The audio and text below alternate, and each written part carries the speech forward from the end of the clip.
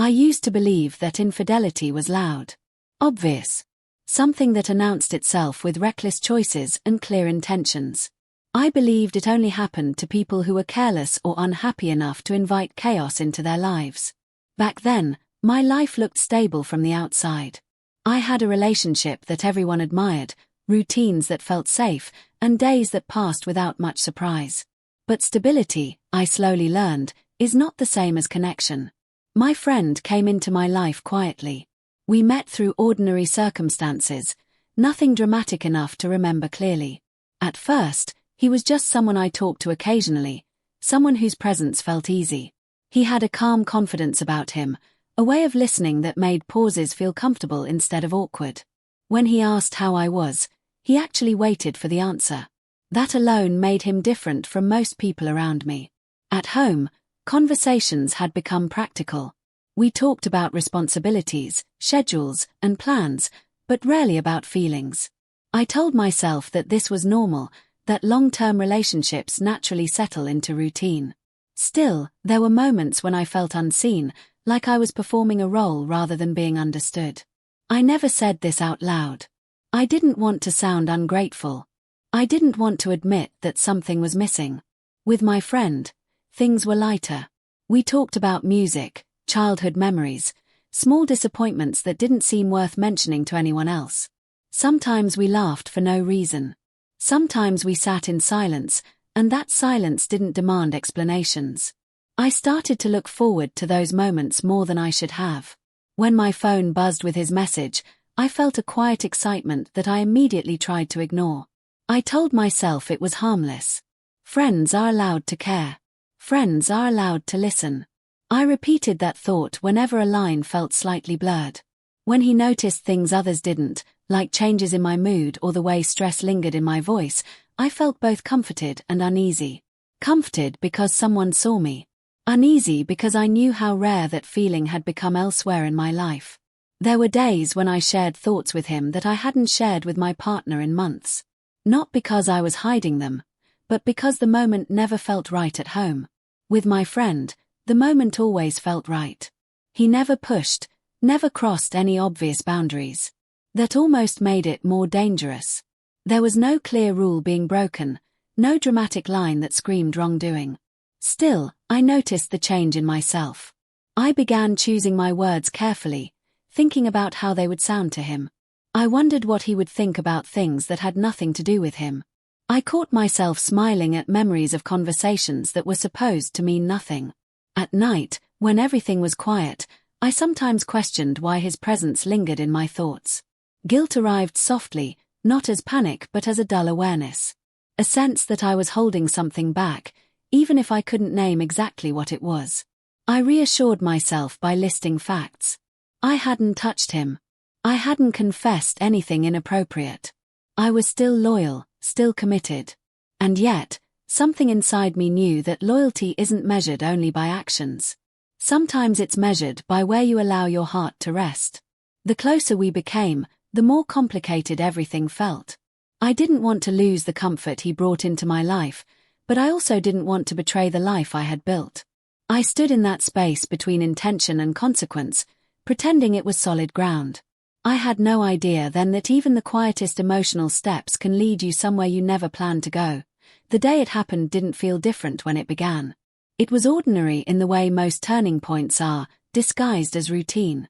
I went over to his place without thinking twice, telling myself it was just another visit, another conversation that would end the same way it always did.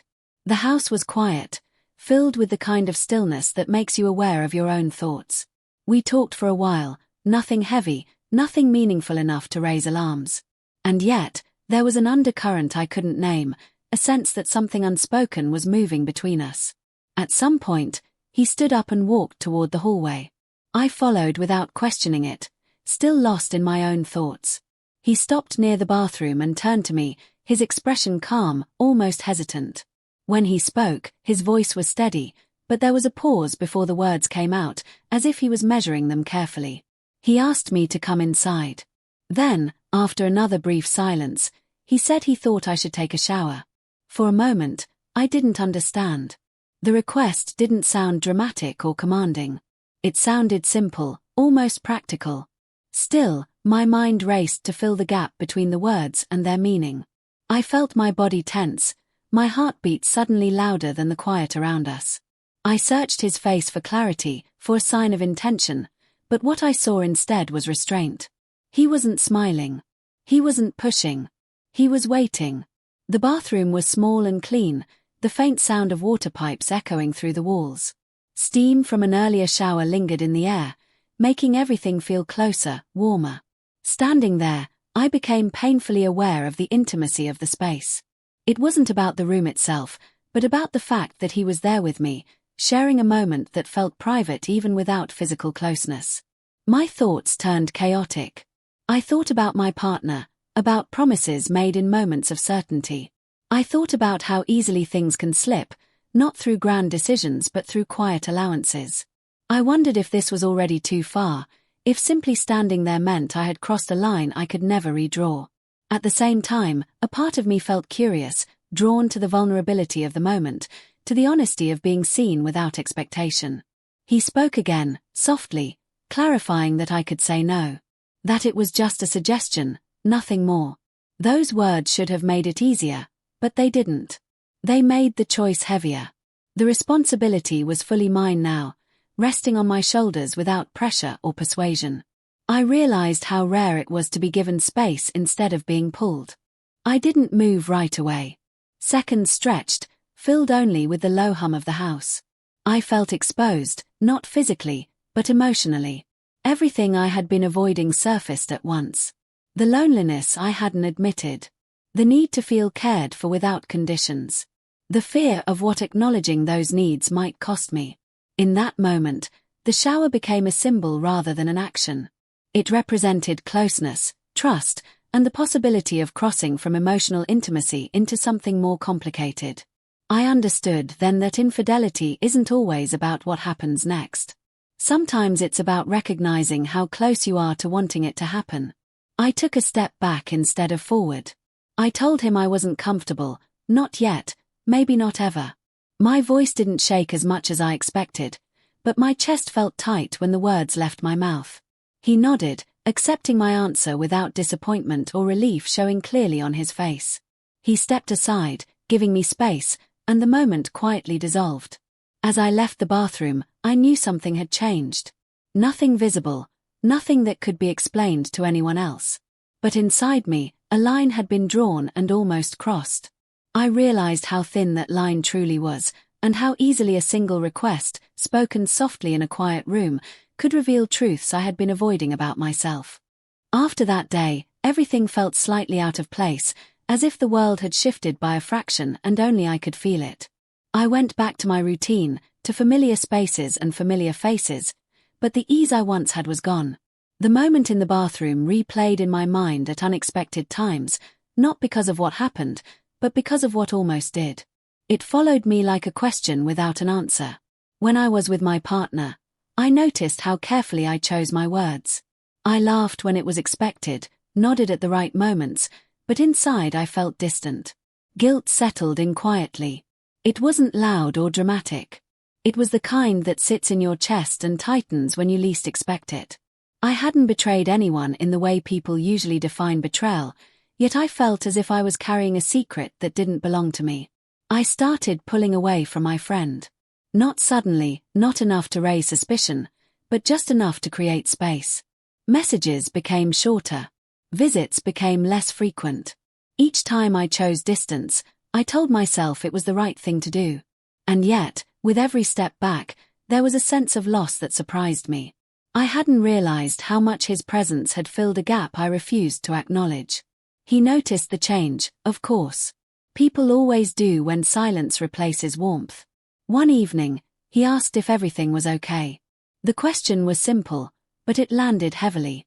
I wanted to tell him the truth, to admit how close I had come to crossing a line, how scared that realization had made me. Instead, I offered a careful answer about being busy, about needing time. He didn't push. He never did. That restraint, once comforting, now made everything harder. At night, I lay awake thinking about boundaries and how fragile they are. I wondered if emotional honesty with the wrong person could be just as damaging as a physical mistake.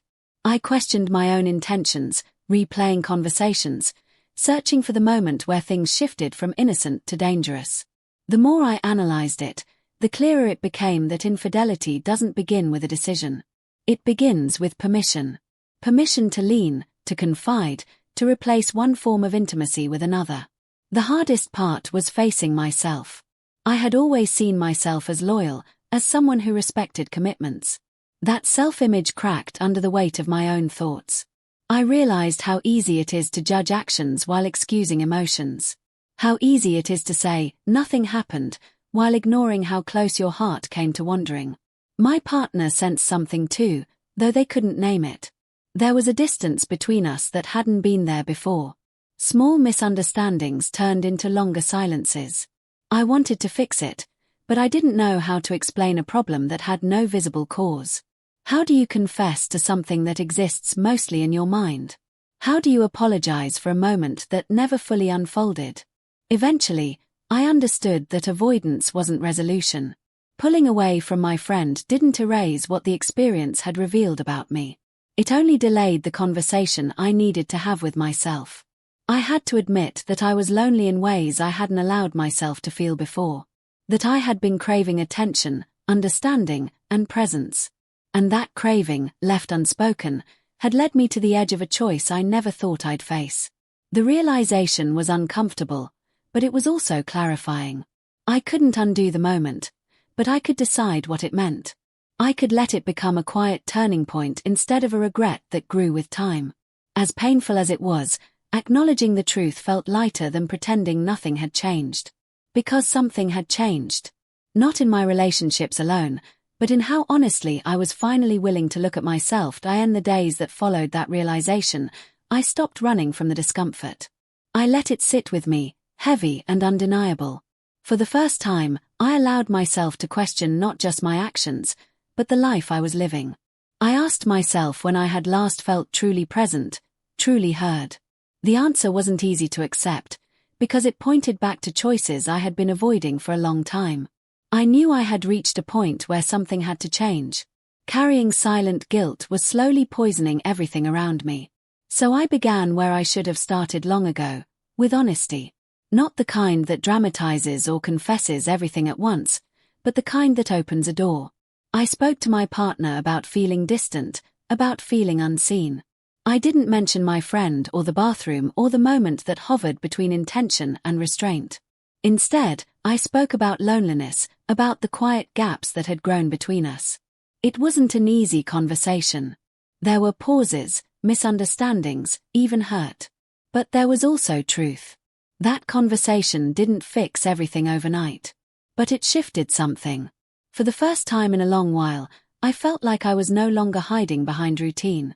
Whether our relationship would heal or not was still uncertain, but at least it was real again. And that mattered more than comfort. As for my friend, I made a decision that hurt more than I expected. I chose distance, not out of fear, but out of clarity. When we spoke one last time, there was no confrontation, no explanation that could fully capture what we both understood. We acknowledged, quietly, that something had formed between us that couldn't exist safely in the light of our lives. There was respect in that ending, even sadness. Sometimes restraint is its own form of care. Walking away forced me to face the truth that he had not been the problem or the solution. He had been a mirror. Through him, I had seen what I was missing and what I was capable of risking. That awareness stayed with me long after our conversations ended. It changed how I viewed boundaries, not as walls that restrict you, but as lines that protect the things you claim to value. Looking back, I understand now that infidelity isn't always about betrayal in action. Sometimes it's about standing close enough to the edge to see how easily you could fall. That moment in the bathroom never became a story I had to explain or defend, but it became something else, a warning and a lesson. I learned that emotional neglect can be just as dangerous as temptation, and that silence can push you toward places you never planned to go. Most of all, I learned that choosing loyalty isn't a single act. It's a series of small, conscious decisions made long before anyone else is watching.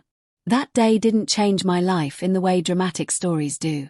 There were no scandals, no endings that demanded attention. But it changed me.